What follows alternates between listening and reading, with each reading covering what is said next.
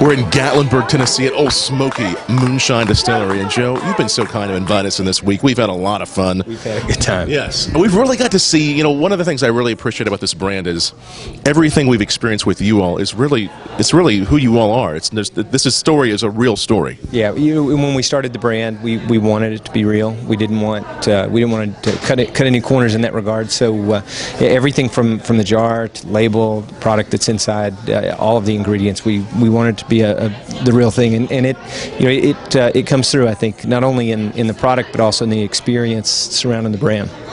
What inspired you to create this? This was only a couple of years ago you started this. What inspired you to create this? Yeah, we've been making liquor here for a long time, and we've been able to do it legally now for 3 years.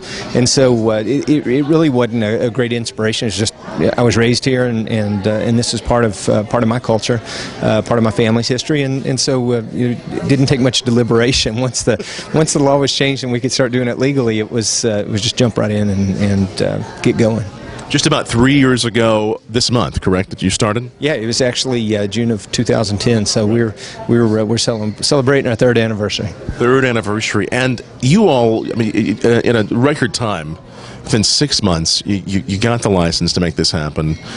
As the laws opened up in Tennessee, you started doing it, and now today, in 2013, you're one of the most, if not the most visited distillery in the U.S. Yeah, we've been so fortunate. It's being located here in the Smoky Mountains makes a big difference. We've got a ton of visitors that come in just to see the mountains, and so to be able to offer an authentic product in this setting where moonshine is so famous anyway, it was just kind of the perfect storm, and so we're really we're benefiting from a lot of history here, and we're proud of it.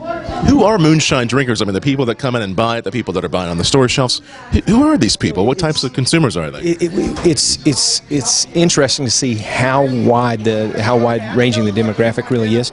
We sell about 50-50 between male and female, ages, socioeconomic levels. Everybody has, every American or anybody that's interested in America has a connection in some way to moonshine, and I think that it's embraced across a lot of different levels of demographics, and we're excited. We love that. We love to be able to embrace everybody, and we also love that everybody reaches and passes that jar. Passing the jar. Well, let's have a sip and show us how the jar is passed. I think it's a pretty easy process, but this is how it goes. He has a sip. He passes it to me. Then I have a sip. Just make sure you enjoy it now. That's really tasty. It's so good. That's one of the things we were talking about yesterday when I was doing the tasting. Was this is something that I could sit back and sip on. A lot of clear liquors and a lot of stuff on the market. I would have a sip or two and say, "That's interesting. This is delicious. This is moonshine the way it was in your family. This comes from a couple hundred years ago. This recipe." It does, and it's it's a clean spirit. It's a spirit, like you say, that you can drink. We could sit on the porch and share that jar, go through about half the jar, and really enjoy the spirit and the experience. So somewhere over 1 million jars of this will be enjoyed on porches, at parties, all over the country this year. And your jars of moonshine are going to touch those lives. People are going to have fun. What's that mean to you to think? Yeah, it's great to be a part of that fun, and like I say, I keep saying the experience, but it's also for us. We've in tough economic times, we've been able to create over 150 jobs here locally, and then also just to be able to contribute to the economy at large by ordering jars or ingredients and getting these products out in the hands of retailers, and so it's spectacular to be a part of that. And those cherries are something phenomenal. We saw the cherries being made. They're draining the cherries for the moonshine cherries, so they'll all of the syrup that's in these buckets of maraschino cherries.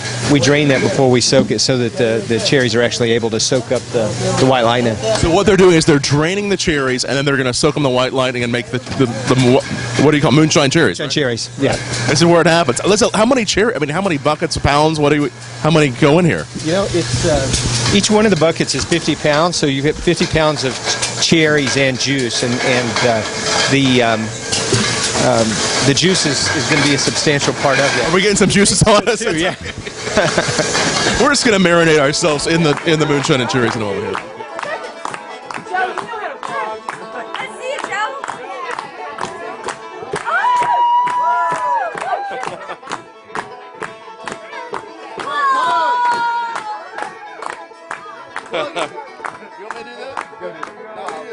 And